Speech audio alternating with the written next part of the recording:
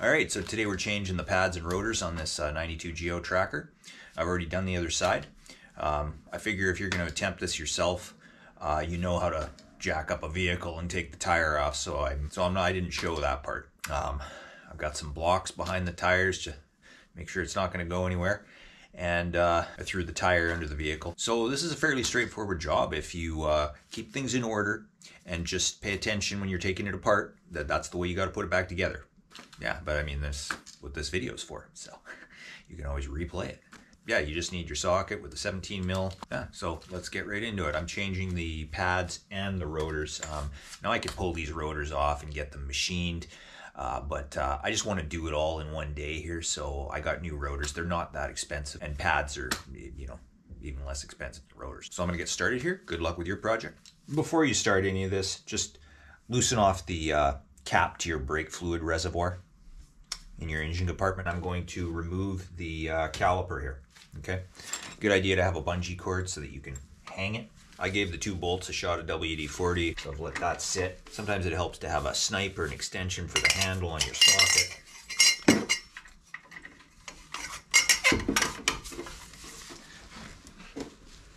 There we go. Just want to loosen that off.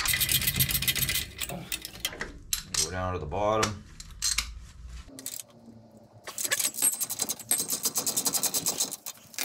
Finish those off by hand here.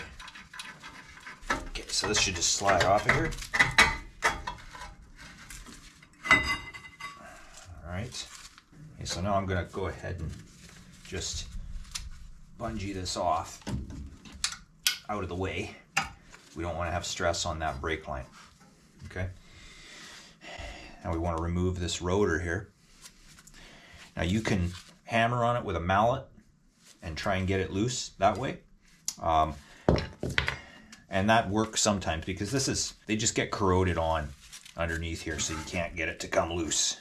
And I have a feeling that this one if it's the same as the other side. I hammered on the other side with this and it didn't want to come loose, so that's when you like to use these 2 holes if the threads are good. Now I just found this in my spare bolts, but this does start in there. And it doesn't have to be threaded in too far before it'll pop this free. Okay, so you just want to put that in, get it started, and then thread that in, and you'll hear it break loose. It'll pop that. Sometimes you need to do it on both.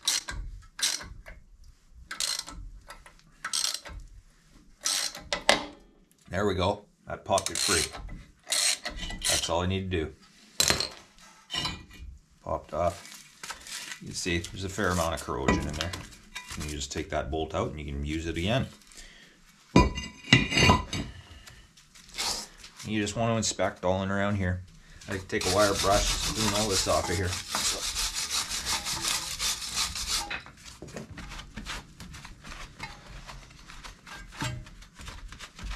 Just basically clean it up. Make sure there's no play in there. Make sure this seam's all good. Seems good to me. Okay, we'll unhook this. And we just want to pop this front pad forward.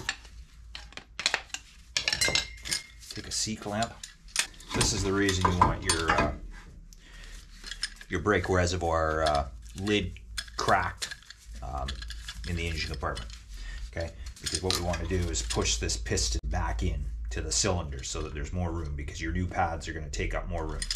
Leave the pads there and then just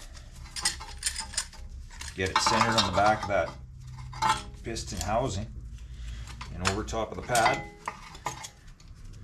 and then just slowly do that up, and that'll push that piston back into the cylinder.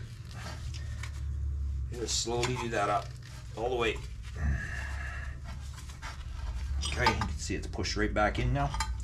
Now just loosen that off, and that pad come out of there. Pay attention how they come out. Okay, so there's one, and the other one, you take it, push it this way, clip back there, it pushes.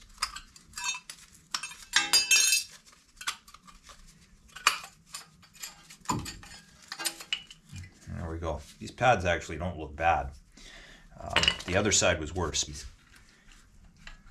Get these clips out of here.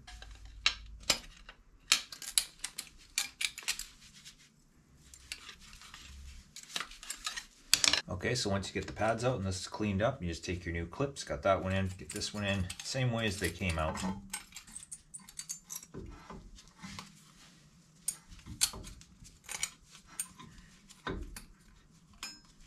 Just like that. A little bit of grease on there where the piston's going to hit. Okay, and you can move this back and forth like that. Okay, so you want to push it that way. Get that in there. Okay, you can put a little bit of grease where the caliper is going to contact. A little there, a little there.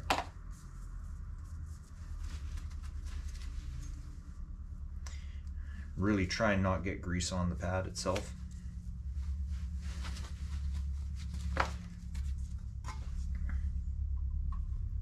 You might have to fight with the pads a bit to get them into the clips. So it may be easier for you to take the whole caliper apart, take these 12 mils out and do it that way, but you can get it this way. It just, sometimes you gotta fight to get this, the outside pad into the clip. The main thing is the pad has to go into the clip evenly at both ends. You get it just started on the top here and then get the other end, and if it goes too far this way, then it's not gonna start here. So you wanna try and get them started evenly, okay? So then you got your gap here that fits around the rotor. I'm just going to grab that with the bungee carefully and let that sit like that, okay? That's ready to go. Okay, now you want to spray and clean your new rotors where the brake pads are going to touch. With brake cleaner,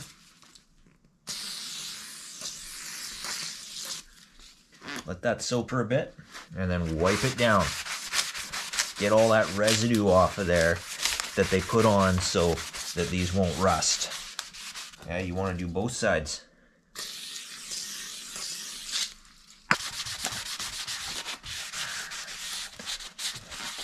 Okay, just do that a few times until it's a nice clean surface. Okay, we got the rotor all clean. Now we're just going to place that on there.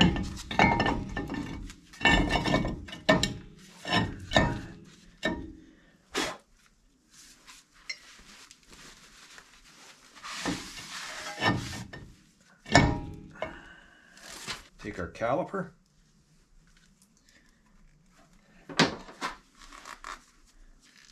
Careful not to move the pads. And we want to take that, fit it over the rotor, line up our 17 mil bolts, get them started.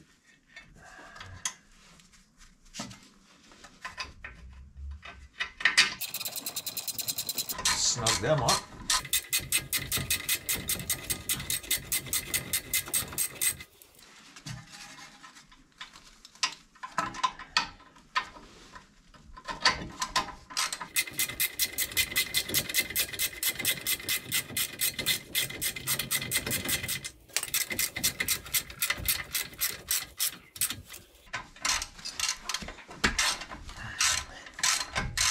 I don't have a torque wrench, I just do it up until it's good and snug. Don't over tighten, but you want to get it good and snug. The rotor is going to tighten down once you put the tire on and do up the lug nuts. And if you did take your caliper completely apart, then make sure you tighten up your two 12 mil bolts as well. And it's just putting your tire back on.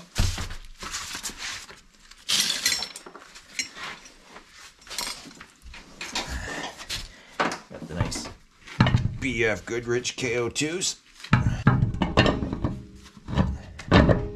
And then, like I say, once you do these lug nuts up, that snugs everything in place in there. I'll spare you me doing up the lug nuts. You don't need to see that. So yeah, last step is you just want to pump your brakes in the vehicle until they get nice and firm. If you got to add some fluid, add some fluid. This is the way I do it. I'm not a mechanic, but I've done this many times, and they always seem to work good. So try this if you feel comfortable doing it, and if not, I'm sure there's lots of other videos out there on how to do it. So, and if you don't feel comfortable doing it, well, then you know, take your vehicle to a mechanic. I enjoy doing this stuff, so I'm willing to take the chance. All right, well, I hope the video helped you out, and if it did, subscribe, and I'm going to be doing some more videos. And got another one coming up soon, doing the back shocks, back drum brakes, and putting in a better support bar for the gas tank. All right, thanks for watching. We'll see you on the next one.